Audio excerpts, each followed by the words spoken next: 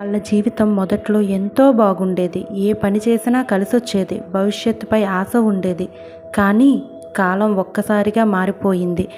చేపల వాసన కూడా పడని ఆ మనిషి నెమ్మదిగా మద్యం అనే అలవాటుకు దగ్గరయ్యాడు. మొదట అప్పుడప్పుడే అనుకున్నది తరువాత ప్రతిరోజు అయ్యింది. ఆ అలవాటు ఒక మనిషినే కాదు, ఒక కుటుంబ ప్రశాంతతనే మెల్లగా తినేసింది.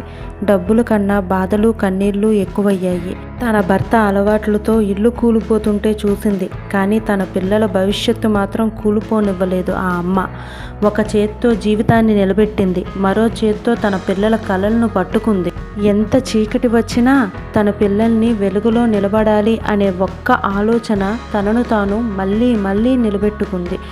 కన్నీళ్లను దాచుకుని కష్టాలను మోస్తూ తన పిల్లల భవిష్యత్ కోసం ఒక యోధురాలిలా నిలిచింది. ఎందుకంటే ఒక తల్లి ఓడిపోతే కుటుంబం కూలిపోతుంది, తన పిల్లల జీవితం నాశనం అవుతుంది. అసలు కథ ఇక్కడే ప్రారంభమైంది.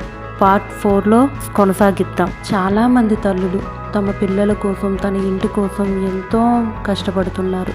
వాళ్ళందరికీ మదర్స్ డే శుభాకాంక్షలు. Please subscribe this channel. Thank you.